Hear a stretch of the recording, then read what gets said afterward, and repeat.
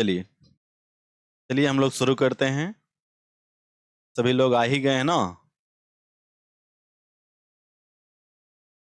चलिए शुरुआत करते हैं हम लोग आज गार्डनर के बारे में, ठीक है ना।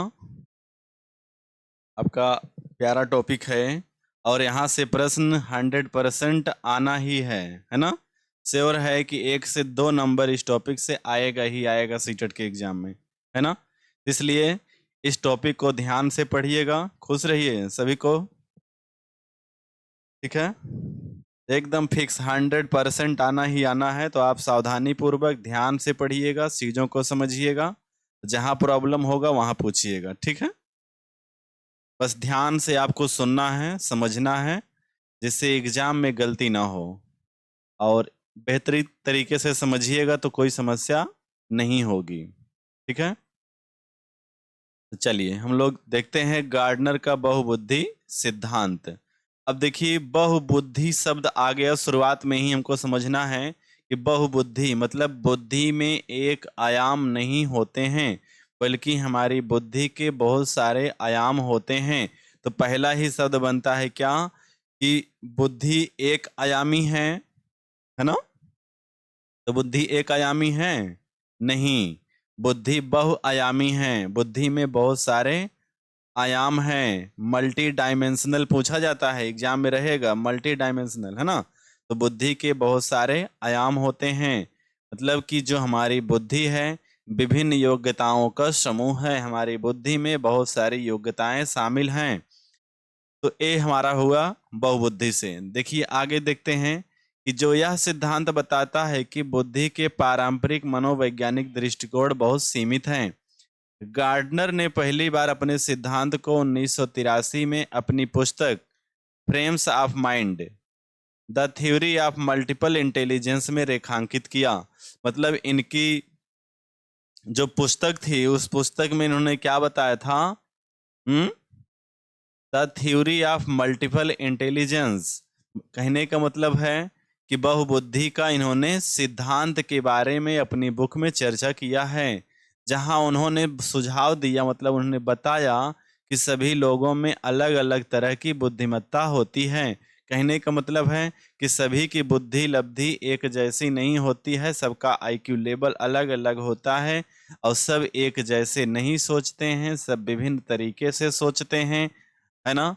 सबकी पसंद अलग होगा, सबका तरीका अलग होगा, सबका अपना अपना अलग अलग क्षेत्र होगा और सब अपने अपने क्षेत्र में माहिर होते हैं। कहने का मतलब है कि सभी लोगों में अलग अलग तरह की बुद्धिमत्ता होती है। क्लियर है ना। चलिए अगले पेज पे हम लोग चलते हैं कि लोगों में निहित प्रतिभाओं की पूरी श्रृंखला को समझने के लिए गार्डनर का बहुबुद्धि सिद्धांत, है ना। लोगों में सिर्फ बौद्धिक क्षमता ही नहीं होती, बल्कि उनमें कई प्रकार की बुद्धि होती है, जिसमें संगीत संबंधी, गुड इवनिंग सभी को। चलिए देखिए, जिसमें संगीत संबंधी पारस्परिक स्थानिक दृश्यात्मक और भाषाई बुद्धि शामिल होता है। कहने का मतलब है कि बुद्धि में एक ही योग्यता नहीं होती है, बुद्धि में बहुत सारी योग्यताएं होती हैं। बुद्धि विभिन्न योग्यताओं का समूह होता है। इस चीज को बताने के लिए गार्डनर ने अपनी बुद्धि के सिद्धांत में 9 प्रकार बताए हैं, जिन्हें आगे हम वर्णित करेंगे, ठीक है ना। अब एक बार यहाँ थोड़ा सा देख लीजिए, इस डायग्राम से थोड़ा सा आपको दिख रहा होगा कि देखिए क्या क्या है। एक प्रकार का ये सब समूह है, मल्टीपल इंटेलिजेंस, है ना। तो आप देख लीजिएगा, वर्बल लिंग्विस्टिक है, मैथमेटिक है, म्यूजिक है ना, विजुअल स्पेक्टिकल है ना, और क्या लिखा है, बॉडली स्थेनिक, हाँ स्थेनिक वाला है, इंट्रापर्सनल है, इंटरपर्सनल है, नेचुरलिस्ट है, और एक्साइड एक्साइडेंटल है ना, क्या लिखा है, एक्साइडेंटियल लिखा है ना। अंग्रेजी थोड़ा सा मिस्टेक हुआ है लिखने में, छोटा दिख रहा है बहुत, ठीक है। तो कहने का मतलब है बुद्धि के इतनी योग्यताएं शामिल होती हैं। कहने का मतलब कुछ में संगीतीय होता है, कुछ में गणितीय होता है, कुछ में भाषी होता है ना? कुछ किसी में अंतःवैयक्तिक होता है, किसी में अंतरावैयक्तिक होता है, किसी में प्राकृतिक होता है और किसी में अस्तित्ववादी भी होता है। ठीक है ना? ये सब क्या हैं? गार्डनर के द्वारा बताए गए बुद्धि के सिद्धांत हैं। ठीक है ना? कितना नाम बताए हमने? गणितीय बताया, है ना? गणितीय बताया, पहले भाषा, फिर गणित, फिर म्यूजिक, है ना? फिर स्थानिक, फिर इसके बाद अंतःवैयक्तिक, अंतरावैयक्तिक, प्रकृतिवादी, है ना? जी, और अस्तित्ववादी। अब हम इन सब के बारे में एक-एक करके चर्चा करेंगे। एकदम ध्यान से समझिएगा, प्रश्न आना ही है यहाँ से। ठीक है ना? तो कह रहा है पहला देखिएगा शाब्दिक भाषाई बुद्धि। ठीक है? शाब्दिक भाषाई बुद्धि। शाब्दिक भाषाई बुद्धि कहने का मतलब क्या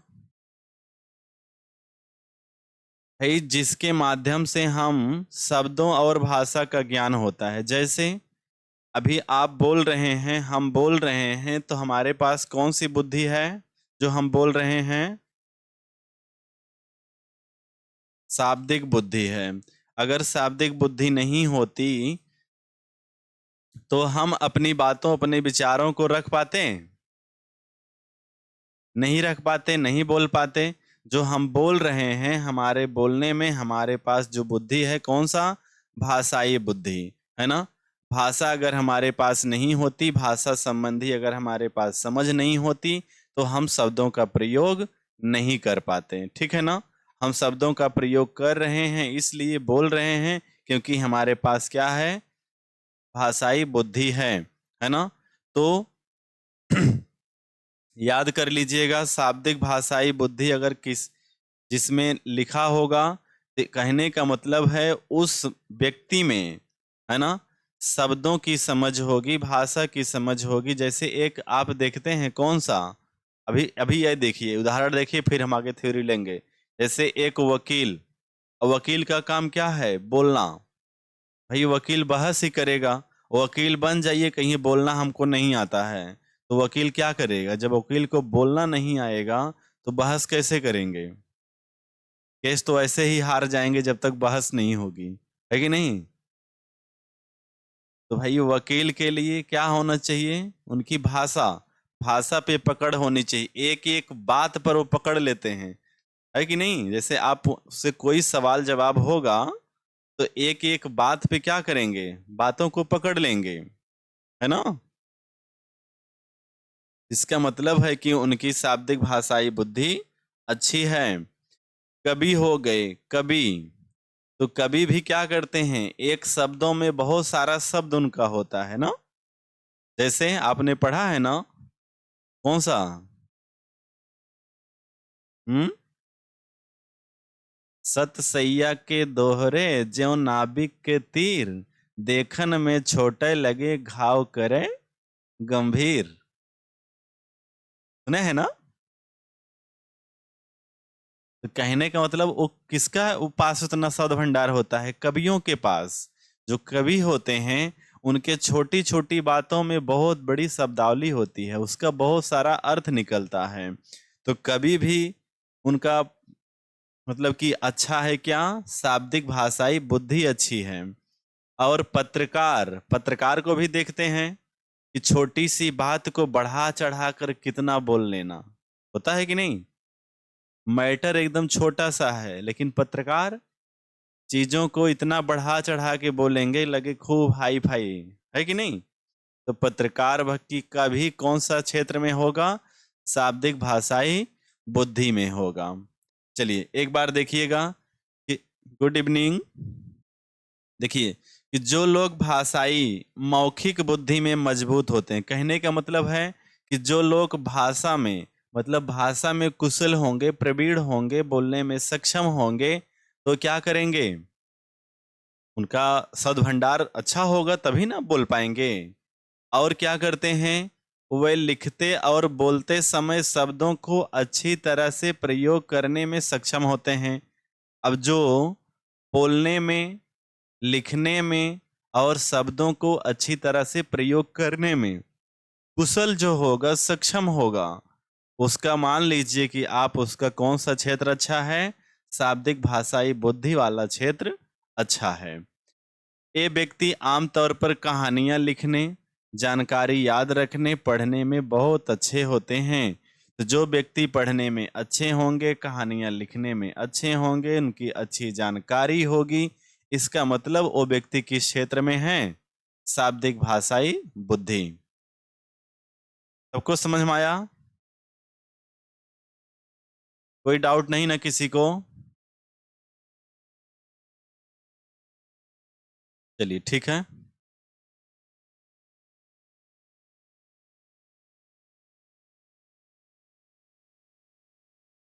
देखिए, आपने पढ़ लिया कि अब इनकी भी वाणी कबीरदास जी की है ना। बहुत सारे ऐसे इनके वचन हैं जिनमें बहुत सारे अर्थ निकलते हैं, है कि नहीं? पत्रकार हो गए, पत्रकार के एक छोटी छोटी बातों को बढ़ा चढ़ा कर बोलते हैं, इसका मतलब भी वो किस क्षेत्र में है? शाब्दिक भाषाई बुद्धि में है। ठीक है ना? अगला देखिएगा, तार्किक गणितीय बुद्धि। तार्किक गणितीय बुद्धि, लॉजिकल मैथमेटिकल इंटेलिजेंस, है ना? जो लॉजिक देने में, तर्क वितर्क करने में जो कुशल होंगे, इसमें तार्किक योग्यता शामिल होगी, मैथ कैलकुलेशन होगा। ये सब में जो बच्चा अच्छा करता होगा, मतलब जो भी व्यक्ति अच्छा करता होगा, कहेंगे नहीं नहीं, एक इस क्षेत्र में अच्छा है, एक गणित में अच्छा है ना? तो जो लोग तार्किक गणितीय मतलब तर्क वितर्क कर पाते हों, है ना?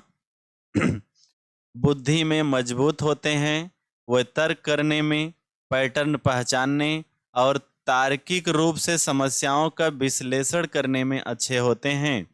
तो कहने का मतलब है कि जो तर्क वितर्क कर पाए, है ना? जो संख्या पैटर्न को सेट कर पाए, जो अमूर्त कर पाए, मतलब जो चीजें अमूर्त है। गणित क्या होता है? मूर्त होता है कि अमूर्त होता है? जी, गणित अमूर्त होता है, गणित दिखता नहीं है ना? जैसे अब छोटा सा सवाल दिया है ना?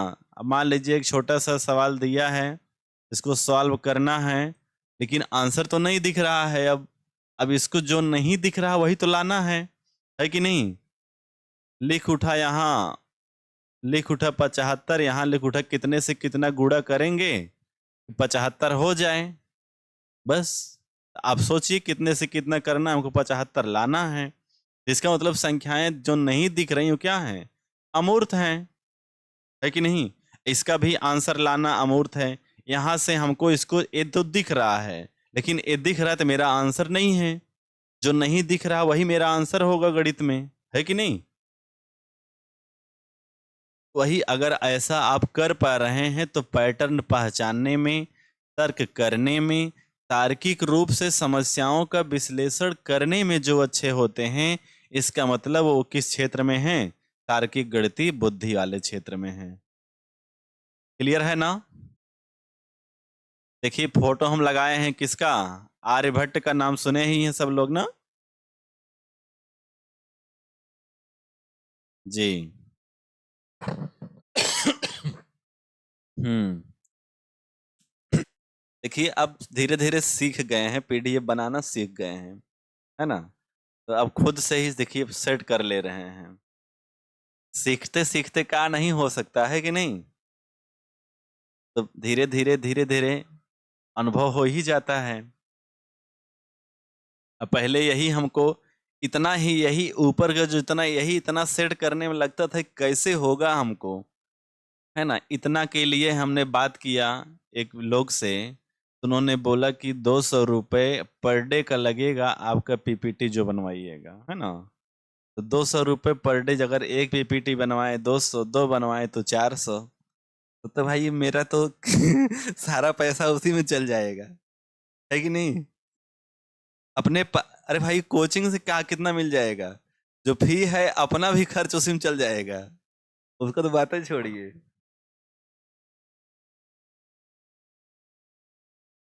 इसलिए सीखना जरूरी है कि नहीं?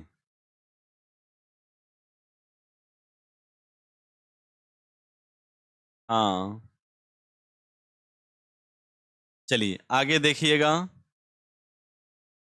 शारीरिक गतिक बुद्धि, है ना? शारीरिक गतिक बुद्धि, तो जिनके क्या, शरीर को गति देने वाली बुद्धि जिनको अच्छी हो, है ना?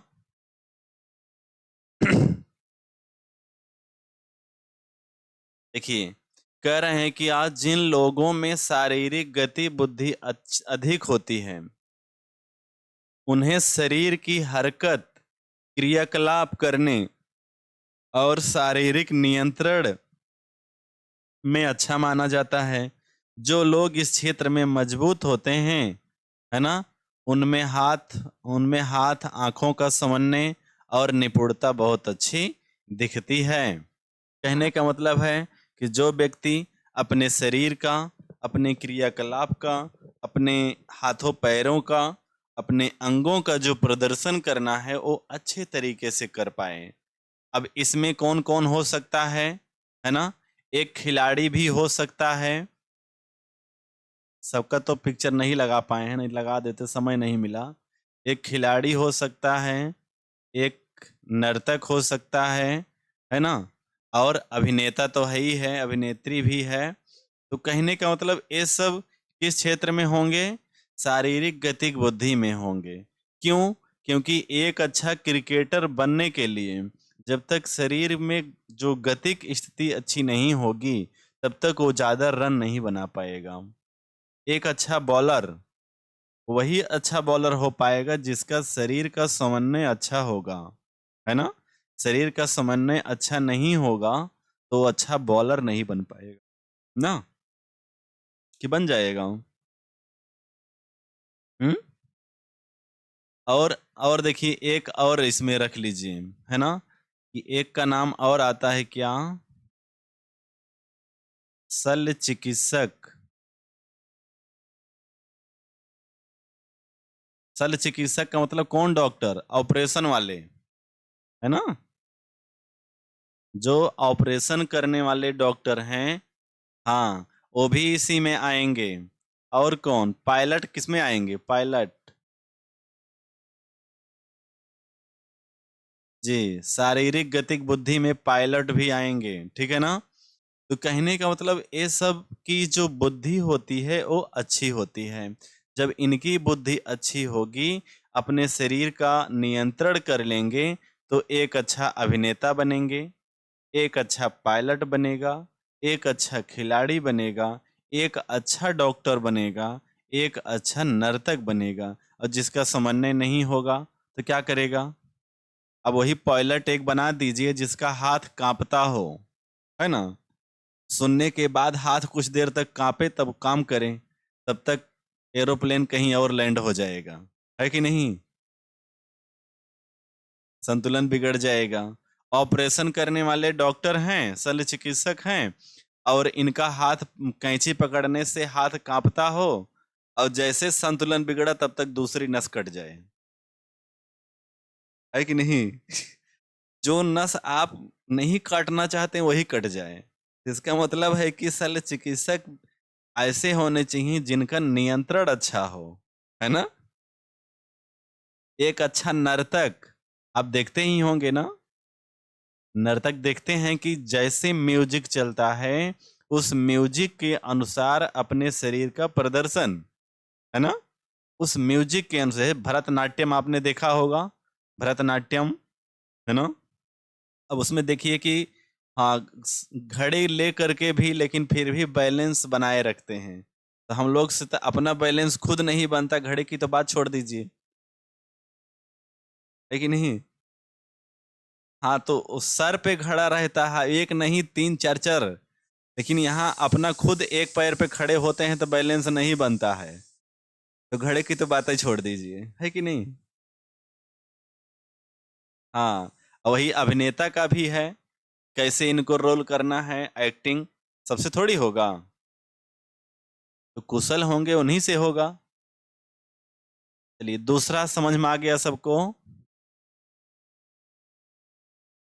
मतलब तीसरा है, तीसरा, जी तीसरा है, नंबरिंग नहीं दिए थे, तीसरा है। चलिए क्लियर है ना?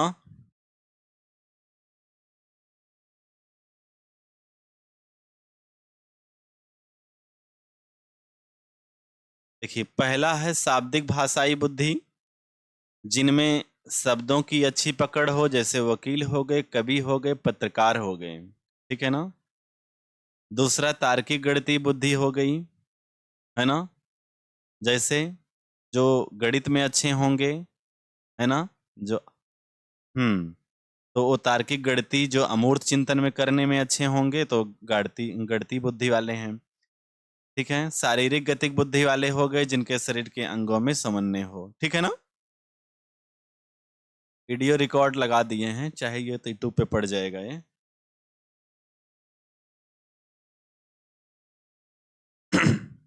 चलिए, अस्थानिक बुद्धि पांचवा होगा ना, चौथा?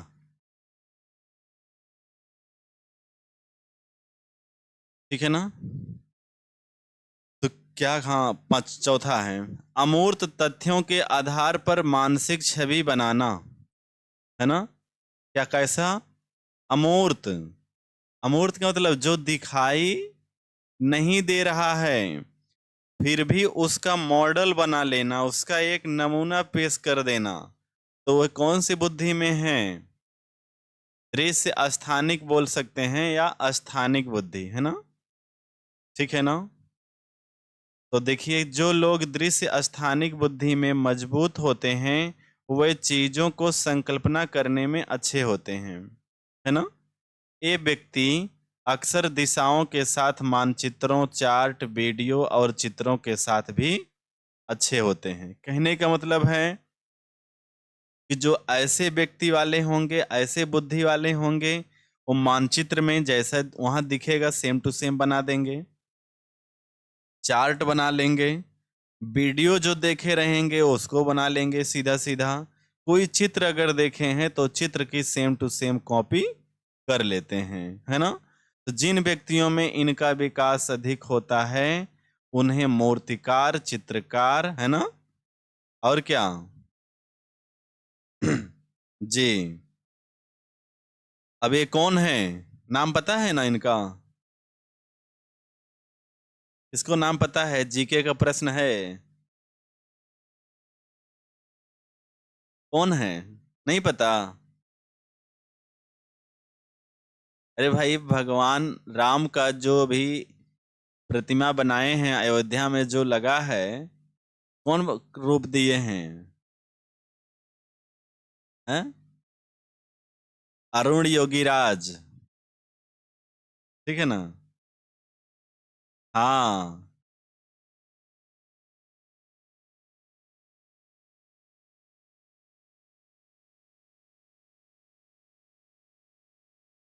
ठीक है ना? हाँ, अरुण योगीराज। ऐसा अभी पहला मतलब कि प्रतिमा लगी है कि जो अभी तक अपने इंडिया में नहीं है, ऐसा प्रतिमा जो अयोध्या में लगा है, बनाया गया है। हाँ। क्योंकि यहाँ विदेश से लोग आए, देखें कि प्रतिमा विदेशों में भी नहीं है ऐसी। प्रभु श्री राम की प्रतिमा विदेशों में भी ऐसी नहीं है जो इन्होंने रूप दिया है। हाँ। अभी ये तो ध्यान नहीं, यूपी के हैं कि एमपी के हैं, कहीं के हैं, एमपी हमारे साथ ख्याल से हैं। और स्थापना कहाँ हुआ है? अयोध्या। चलिए, तो स्थानिक बुद्धि समझ में आ गया सबको?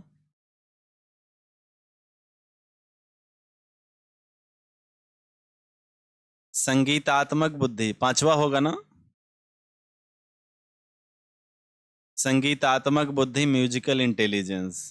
इस बुद्धि के अंतर्गत संगीत की बुद्धि अधिक होती है ना? तो जिन लोगों में संगीत के प्रति गहरी समझ होती है, वह पैटर्न, लय और ध्वनियों के बारे में सोचने में अमूर्त होते हैं, है ना? उनमें संगीत के प्रति गहरी प्रशंसा होती है, और वे अक्सर संगीत रचना प्रदर्शन में अच्छे होते हैं, है ना? भाई, जो संगीतात्मक बुद्धि वाला व्यक्ति होगा, कहीं भी बैठेगा तो उसको गुनगुन शुरू होगा, वही धुन ही लगा रहेगा, गुनगुनाता रहेगा मन में, है ना? शांत रहेगा। हम्म। कुछ न कुछ तो करता ही रहेगा। जी भाई। हाँ, देखिए ऐसा जिसकी जो संगीत वाला व्यक्ति होगा, आप देख लीजिए किसी को, संगीत वाला व्यक्ति को देखिए, देखिए वो शांत रहता है क्या?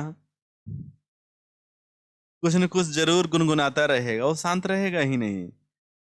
मन में गुनगुनाता रहेगा, या जोर जोर से या धीरे धीरे से, लेकिन गुनगुनाएगा जरूर, है ना? तो कहने का मतलब इस प्रकार के जो बुद्धि वाले होते हैं, है ना, वो ऐसा संगीत में उनकी रुचि होती है, जैसे लता मंगेशकर, कुमार सानू, अलका याग्निक, है ना, और भी जो अभी नए नए जो सिंगर निकल रहे हैं, सब किस क्षेत्र में अच्छे हैं? क्या नाम इनका है, वो इसीलिए तो छोड़ दिए हैं ना। हाँ, इसीलिए तो आप लोग कुछ भी बताएंगे तभी ना। चित्रों से भी पहचान करना है ना? अब देखते होंगे तो पहचान लेंगे, अगर संगीत सुनते होंगे तो, है ना? हाँ।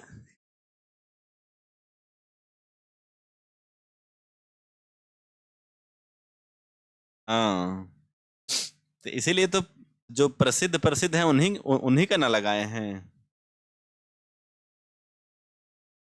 हाँ, तो चलिए, जो सिंगर हो गए, है ना, ट्रेनर हो गए, मतलब जो मनोरंजन देते हैं, तो ये सब किस क्षेत्र में होंगे? संगीतात्मक में होंगे, ठीक है ना? भाई जिनका लय ताल अच्छी होगी, गायक होंगे, है ना? इस मेरे में तो दिख रहा है।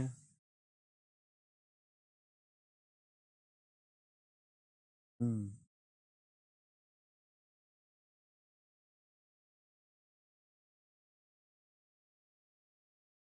चलिए आगे चलें।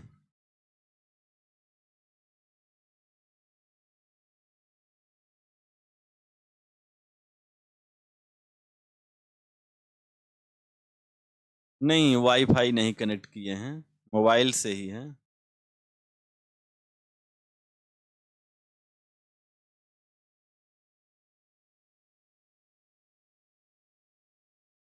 चलिए आगे बढ़िएगा, है ना?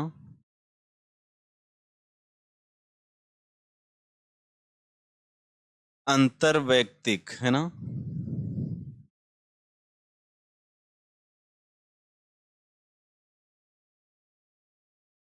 इंटरपर्सनल, है ना? थोड़ा सा। हाँ, चलिए छोड़िए, फिर काम नहीं कर रहा तो इसको मिला देते हैं। वैयक्तिक, ठीक है ना, समझ समझ में आ जाएगा, दिक्कत नहीं है। देखिए अंग्रेजी, आप इस प्रश्न को क्या करिएगा, जहां भी होगा अंग्रेजी से पकड़िएगा, क्योंकि हिंदी से मिस्टेक हो सकता है आपको, ठीक है ना? इंटरपर्सनल और इंट्रापर्सनल, बस यही याद करना है। तो इंटरपर्सनल और इंट्रापर्सनल, ठीक है ना? ध्यान दीजिए एक बार, इसके द्वारा दूसरों के साथ कैसे है इंटरेक्ट किया जाए, मतलब दूसरे के साथ कैसा व्यवहार किया जाए, वो जिनके पास ये बुद्धि होती है, वो दूसरों से अच्छे से बात कर लेते हैं। परिस्थिति स्थिति को ध्यान में रख कर ही वो कार्य को करते हैं, है ना?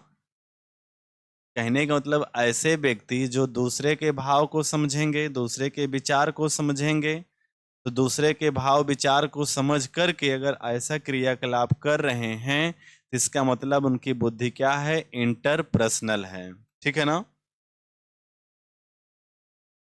क्योंकि प्रश्न में आया हुआ है, इंटरपर्सनल इंट्रापर्सनल एग्जाम में आ जाता है, ठीक है ना।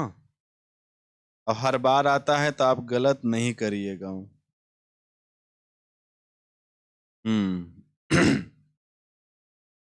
तो कौन होते हैं जिन व्यक्तियों में इनका विकास अधिक होता है? जैसे हो गए नेता, सामाजिक कार्यकर्ता। भाई अब नेता जहां भी जाएंगे भाई लोगों के बीच में ही जाएंगे, तो अब भाई नेता तो हमेशा पहुंचेंगे नहीं। अब लोग तो समझ ही रहे हैं, जब जब चुनाव होगा तभी नेता पहुंचते हैं। तो भाई अब जनता कुछ समय बाद जाएंगे तो जनता गुस्से में होगी। सबको कैसे माहौल को करना है अपनी तरफ कि बस आप थोड़ा धैर्य रखिए, आपके लिए मैं ऐसी योजना ला रहा हूं, मैं ऐसा करना चाहता हूं कि सारे जो समस्याएं हैं बहुत जल्दी खत्म होने वाली हैं, आप बस मेरा साथ दीजिए, है ना। वो समझ रहे हैं परिस्थिति कि क्या अगर हम थोड़ा सा ऊंची आवाज में बोलेंगे तो समस्या बढ़ सकती है, प्रॉब्लम बढ़ सकता है। इसलिए हमको समाज को देखते हुए अपनी बातों को रखना है, यहाँ बस थोड़ा सुनना ही ठीक है, अपनी बातों से लोगों का ध्यान आकर्षित करना है। तो ऐसे हाल होती है किसकी? नेता की। तो नेता की इसमें बुद्धि अच्छी है, किसमें? इंटरपर्सनल। कब दूसरा गुस्सा होगा, कब क्या हम पे आरोप लगाएगा, क्या कहेगा, कैसे कहेगा, जनता क्या कहेगी, ये सबसे अच्छा पता किसको होता है? नेता को होता है, ठीक है ना। क्या? हाँ हाँ, हाँ भाषा की समझ होगी तो प्रश्न के अकॉर्डिंग आपको देखना होगा, ठीक है ना। हाँ, ऐसे साथ नहीं देता है, ठीक है ना। जिन लोगों में मजबूत पारस्परिक बुद्धिमत्ता होती है वो अन्य लोगों को समझने और उनके साथ बातचीत करने में अच्छे होते हैं। ये व्यक्ति अपने आसपास के लोगों की भावनाओं, प्रेरणाओं, इच्छाओं और इरादों का आकलन करने में कुशल होते हैं, ठीक है ना। जो दूसरे के भाव, विचार इत्यादि को समझ लें, उसके अनुसार कार्य करें, तो उनकी बुद्धि क्या है? अंतर वैयक्तिक है ना। ठीक है ना। देखिए अगर कोई मदद कर रहा है, भाई वो भी सामाजिक कार्यकर्ता है कि नहीं। किसी को हेल्प कर रहा है, मान लीजिए कोई नहीं चल पा रहा है तो भाई हेल्प कर दे रहे हैं। तो अभी आप अपने देख ही रहे होंगे, राहत बचाव में सेल्फी का बड़ा योगदान है कि नहीं। थोड़ा सा कुछ दान करिए, उसके बाद सेल्फी खिंचाइए और लोगों को बता दीजिए।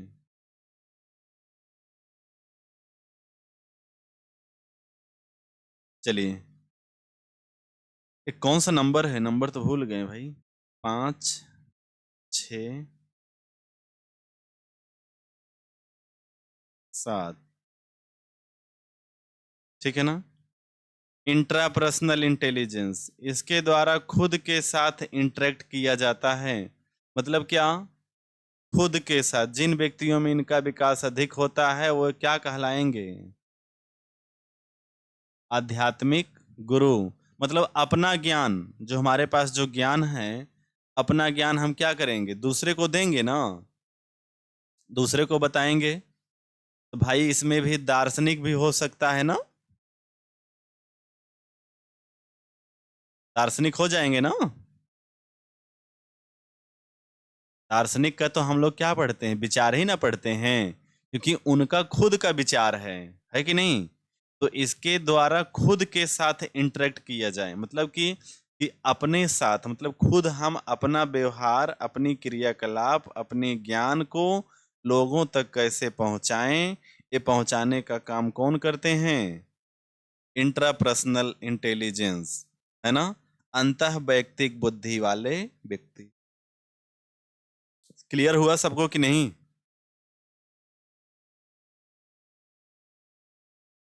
अरे भाई देखिए, दार्शनिक मतलब दार्शनिक जो होते हैं, तो दार्शनिक का अपना एक विचार होता है और वो उनका खुद का विचार होता है ना? और खुद को विचार वो दूसरों को बताते हैं कि आप मेरे विचार से आप सुनिए, समझिए। समझिए चाहे नहीं समझिए, वो उनका मतलब नहीं है, लेकिन वो अपनी बातों, अपने विचारों को रखेंगे। दूसरे से कोई समझौता नहीं है। जैसे अब देखिए इनका है, ले लीजिए, आध्यात्मिक गुरु हैं। आप कहीं भी देखते होंगे आध्यात्मिक गुरु जो भी हैं, अपने बातों, अपने विचारों को प्रकट कर रहे हैं। सुनने वाला चाहे सुन रहा है ठीक से कि नहीं सुन रहा है, ये अपना ज्ञान बाँटते रहेंगे। समझ रहे हैं ना? कोई कन्फ्यूजन किसी को? हाँ, खुद के विचार, अपने विचार को रखना, अपनी बातों को प्रकट करना, ठीक है ना? लेकिन जहाँ दूसरे के भाव, दूसरे के विचार को समझना, तो क्या हो जाएगा? अंतर्वैयक्तिक। अपने खुद के विचार, खुद के ज्ञान को पहुंचाना, अंतःवैयक्तिक। दूसरे को जानना, इंटर। अपने को जानना, इंट्रा। है ना? ठीक है ना? दूसरे के बाद दूसरे के विचार को जानना, क्या? इंटर। खुद के बाद खुद के विचार को जानना, इंट्रा। अब आपसे अगर पूछा जाए, एक दुकानदार, मान लीजिए कोई गया कपड़ा खरीदने, दुकानदार से कहा कि हमको शर्ट और पैंट का कपड़ा दिखा दीजिए, है ना? अब दुकानदार शुरू किया पलटना। दुकानदार अगर अच्छी बुद्धि वाला नहीं है तो करेगा, पलटना शुरू किया। तो अब दिखाते दिखाते कह रहा है कि आप कहेंगे ना हमको पसंद नहीं आ रहा है। कह रहे इतना दिखा दिए पसंद नहीं आया। बोले ना हमको एक भी पसंद नहीं आया। तब दुकानदार जब थक जाएगा, तब अगर दुकानदार उस बुद्धि का नहीं होगा, जब थक जाएगा तब कहेगा अच्छा कैसा चाहिए जो आपको पसंद नहीं आ रहा है? तब कहिएगा हमको शर्ट चाहिए लेलन वाला। कहेगा अच्छा तो यही पहले बताना चाहिए था ना। तुरंत तो लेलन का जितना ब्रांड उसके पास रखा, लाके रख गए, हाँ यही तो चाह रहे थे हम। समझ गए ना? तो इसका मतलब जब दुकानदार अच्छा होगा तो पलटने से पहले ही दूसरे की बातों, दूसरे के विचारों को जान लेगा। ज्यादा परेशानी ना हो, है ना? ज्यादा परेशानी ना हो, इससे पहले ही हम अपना दिखा देते हैं। जैसे करते हैं कौन? नेता। नेता को पता है कि समस्या गंभीर है, पहुंचते ही अपने विचारों को शुरू कर देना है। दूसरे की जनता की आपकी क्या समस्या है, हम समझ रहे हैं, आप इस समय समस्या से जूझ रहे हैं, आपकी प्रॉब्लम क्या है, बहुत सारी योजनाएं हम बहुत जल्द ही जल्द आपके लिए ला रहे हैं, है कि नहीं? इस तरीके से समझ जाते हैं पहले ही, क्योंकि उनको पता है कि पहले आप बोलिएगा तो आप गुस्से में बोलिएगा, तो उससे अच्छा है कि आपकी बातों, आपके विचारों को हम समझ रहे हैं, हम खुद कह दे रहे हैं, आपको कहने की जरूरत नहीं है ना? हाँ, तो वो कौन बुद्धि वाले हैं? इंटरपर्सनल हैं। और जो अपना ज्ञान बांट रहे हैं, जो अपने प्रचार कर रहे हैं, स्वामी विवेकानंद हो गए, बाबा रामदेव हो गए, और कौन कौन प्रसिद्ध हैं भाई? हाँ, देखिए बहुत सारा नाम हम नहीं जानते हैं, आप जितना जानते हो समझिएगा, जो अपना ज्ञान को बांट रहे हैं।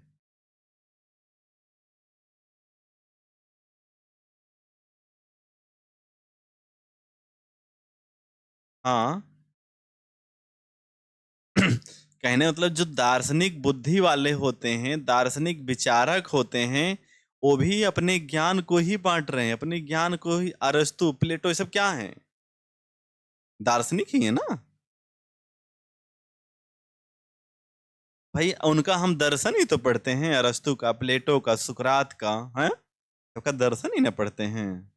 इनकी इनके विचार को ही पढ़ रहे हैं, इन्होंने अपना विचार दिया। अब दूसरे को थोड़ी वो देख रहे हैं कि आप हमारी बातों को सुन रहे हैं, समझ रहे हैं कि नहीं। उन्होंने अपना विचार दिया, आज भी उनके विचारों को हम लोग मान्यता देते हैं। ना हो गया 7, 8, 8।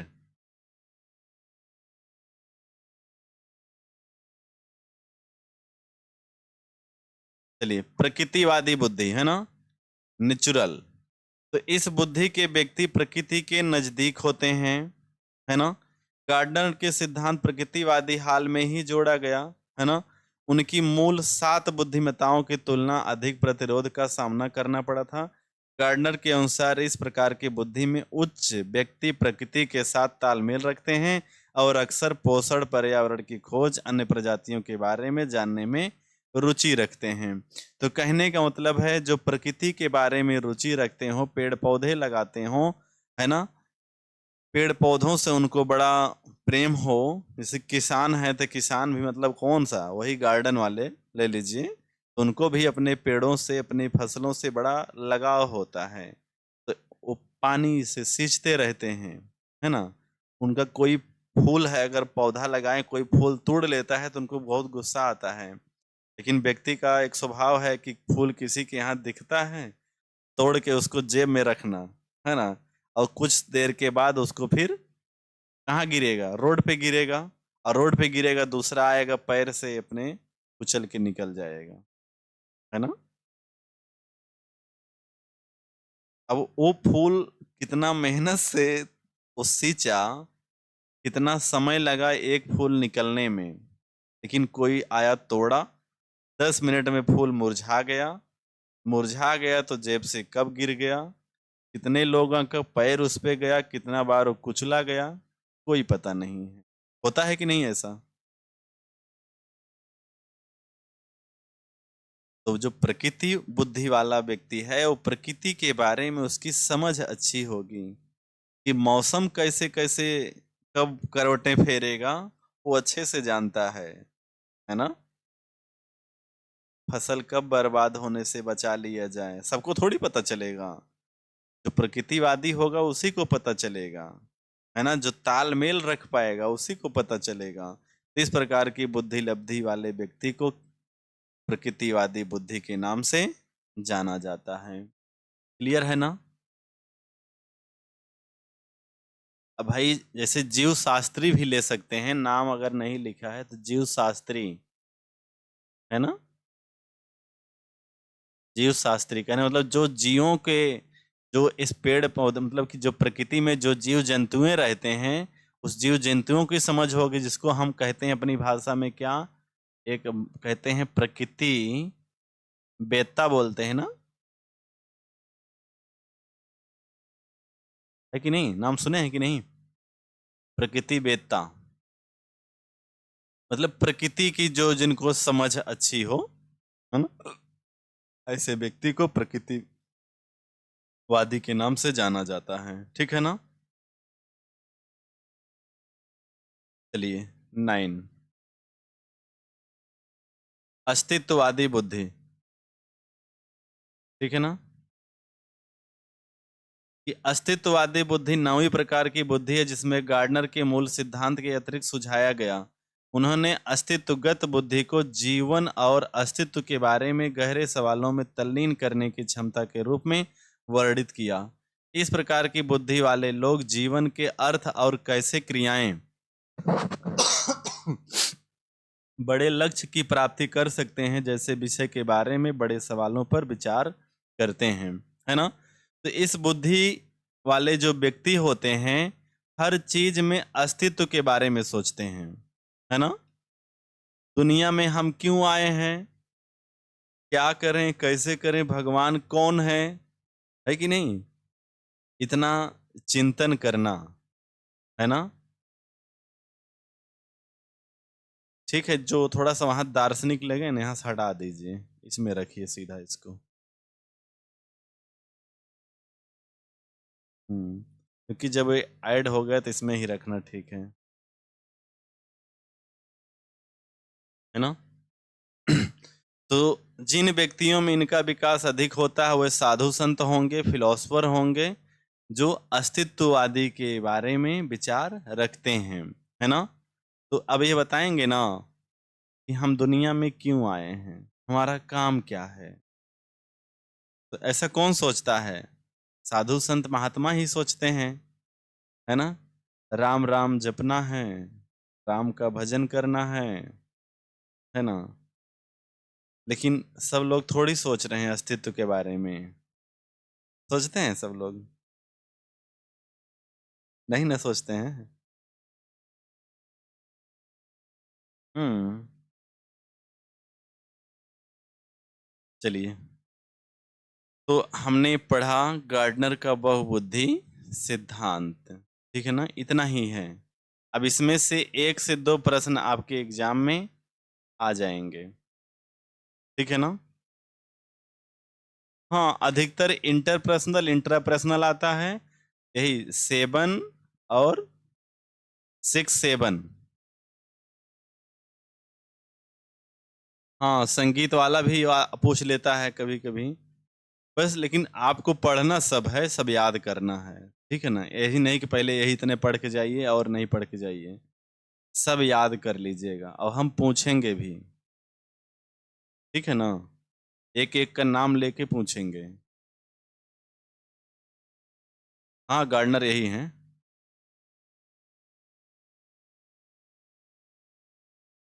सबसे परिचित करा दे रहे हैं ना आपका।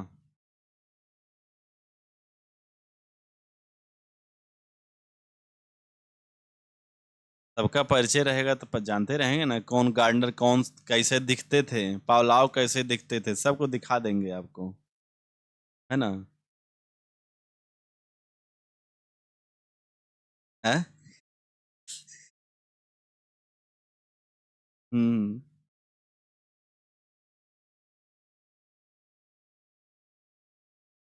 हाँ, बहुत सारा चीजें।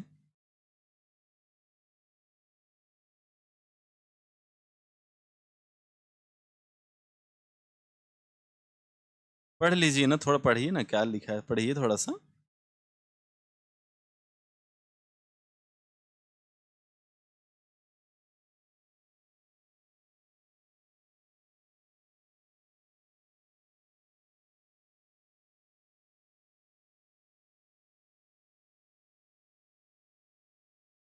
हम्म।